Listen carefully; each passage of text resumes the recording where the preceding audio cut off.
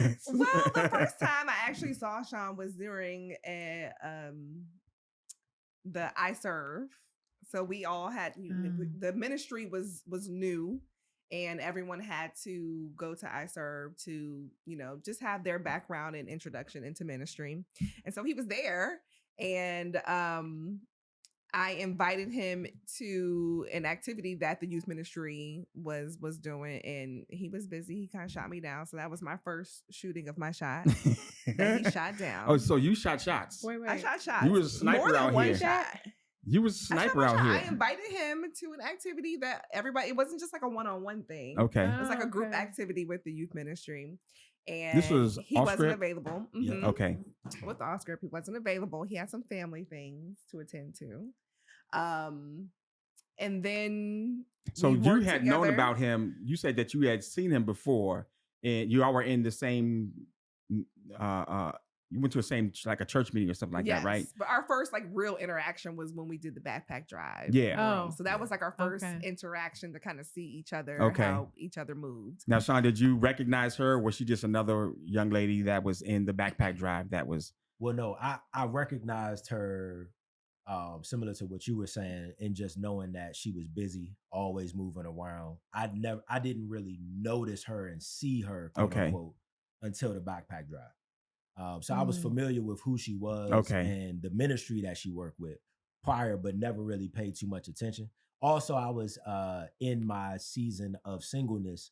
I was in a relationship. Trying to populate the earth. I was in a relationship. I was in a relationship and was trying to be a mature, responsible adult.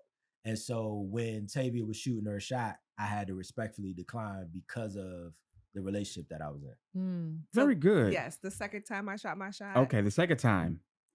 He then let me know that he was in a relationship. Oh, okay. And I was inviting him to another group activity. It wasn't like I applaud you for the shot shooting because it is agency and ownership of what it is that you are pursuing in your life for what it is that you want. And I don't have no qualms with women shooting shots. Yeah, I respect it. And also I've heard, advice from other men that, men are just as unsure of your, interests as well as women feel that they're unsure if a man is interested in them. So what I've been told is that if you are interested in a man, to just let him know that and be upfront about it so that he knows how to move. Especially and so I did that. I don't necessarily know if I've never been diagnosed, but I don't really think that I pick up on like social cues well. So I need you to tell me something directly. Like I can't, the body language and the, unless it's over the top. True. And then I have to ask questions to then gain clarification. But I need direct. So did you take the route of, I want to let you know I'm interested? Or did you take the route of, let me flirt with you and hope that you get the clues? I was dropping breadcrumbs. Okay. To then present. So you were like, okay. To then present the meal. What you mean? What you mean? Clarify. I was dropping hints. To then be able to be more forward, because it wasn't me inviting him to these group activities. Could have just been me inviting him to these group activities, but they were opportunities for me to have more conversation and get to know. Right. That's the very core. Like, oh, come to this ministry meeting, blah blah blah. But that's not really. If you're like, oh, okay, she invited me to a ministry meeting, but it's like I didn't know that you was trying to holler. Was it that vague, or did you be like, look, so and so? No, I don't know. I never like threw it out there. Okay. Until maybe like the third time. It was vague enough where she could have backslid out of that situation. To save face. Yeah, I love that. I was reading this real quick story. I was watching this video, and I was doing a lot of research on innuendo. And the notion of innuendo, what an innuendo is. An innuendo is something that you present to somebody that it speaks to an activity or a proposition that you're propositioning someone that does not equate to what your status is. Yep. So like if you're dating, if you want somebody to ask you out, but you're not in a status where like, okay, it's okay for me to say, I want you to ask me out. You drop an innuendo. Yep. Like, oh, that's not a nice restaurant. like to go there sometime. Innuendo. That's innuendo. It doesn't mean I want you to take me, but it does mean I want you to take me. And if you say, I'm not going out with you, be like, I'm not asking you to go out with me. You have a way to back out of that joint. That's what Tavia was doing. She was innuendoing me. Yes, and that's good. And I'm glad that you said that, because now, even today, she's an innuendoer. So I appreciate and he also doesn't pick up on social media. That's don't. like he just said. I don't. He said he needed direct. I don't. Yeah. Even now, That's I don't. what she said. Yeah. Wow. That's But interesting. I mean, it was me figuring out how could I potentially like date or even present the idea of I'm interested in someone in church. That's the different, when I was tricky single, too, yeah. Where I would meet people out at the club or at a lounge, at At a a happy restaurant, hour. yeah, one of those It's things. a different environment Right. than Yeah. you going into church. It's like, how do I now present myself if I'm interested in someone in an Mhm. appropriate way? Don't nobody Mhm. teach that. No. Nobody teaches No, that. Nobody they teaches it. don't. It's not fair. So you invite them to the ministry meeting and see what happens.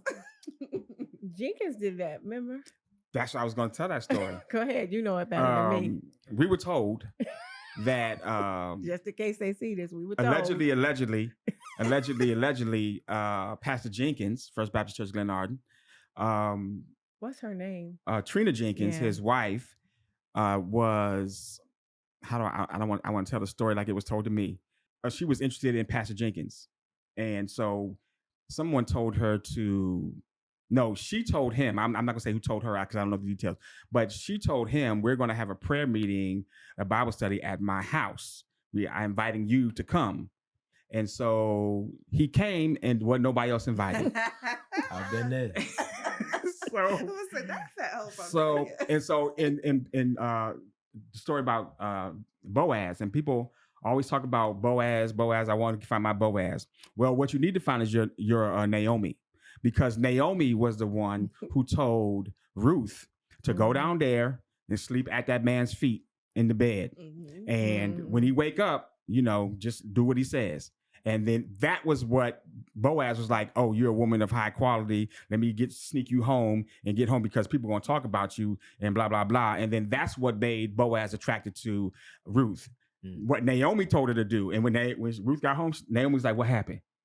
So you need to find yourself a Naomi to tell you what to do. Yeah, we need a yellow pages of Naomi right there. Yeah. For every guy out here.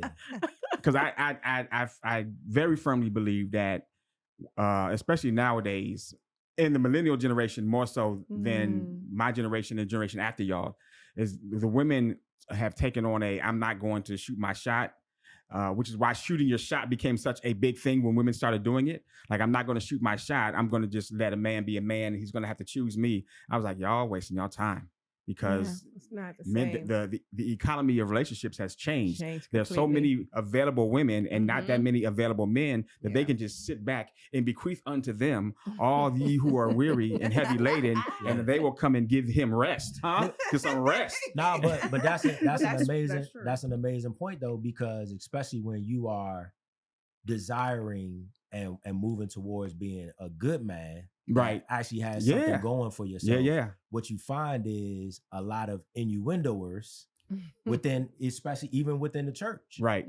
Especially in the church. Yeah. And so you need someone that is going to cut through that white noise, I would say, to get to an actual opportunity for a relationship. And that's what I was telling a lot of the young adults who were single at the time.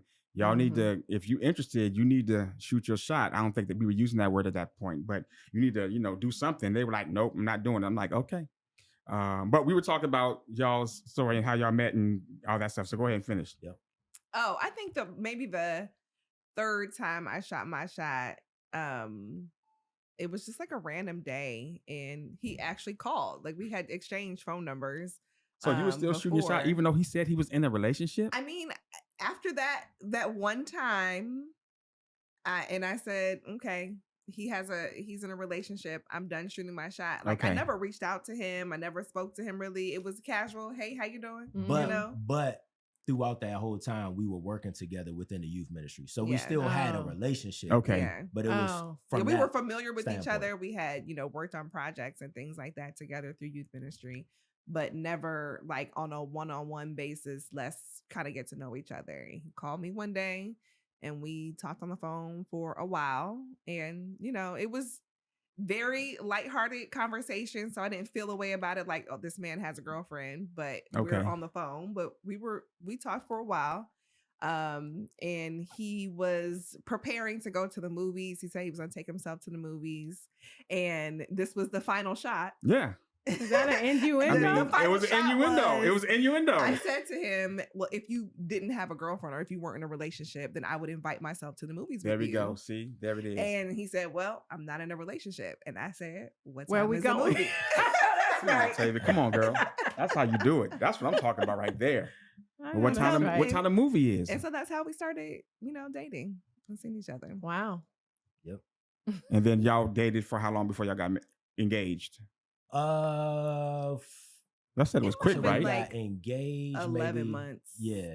Okay. Yeah. That's a good time. Mm-hmm. Yeah. And I want to say we were dating prior to you meeting the kids. I want to say maybe like 6 months into us actually dating. Yeah. Maybe around 6 months. That was when she was introduced to the kids. And the beautiful thing with that was they had already known, they already knew who she was through the youth ministry. Okay. Right? Because anybody that knows me know that I'm going everywhere with my kids. Right? So they knew everybody within the ministry. But they were already asking prior to us going out together as all four, when can we go out with Miss Latavia? Like, when are we going to hang out outside of church with Miss Latavia? So that was like God tapping me on the shoulder and giving me a little bit of direction and clarity. Nice. And then y'all were engaged for how long before you got married? Another maybe 6 months? years? I mean 6 months, 6 7 years. months. Good God. No. Like 6 months. That's a decent time. 6 months. That's a decent time. Yeah. But going into our relationship, we were already talking intentional dating. I made sure to, at a bare minimum, I wanted to express what my expectations were for where we were moving, because I didn't want to play around anymore. I was scared of being outside by myself, in that single for world. the streets. Yeah. But then also I'd heard from God that not only was my family to be whole, but what he told me as well was that he had a job for me to fulfill and that I was not meant to do that alone. If you want to see another clip of this episode, click right here. If you want to see the full episode, click right here.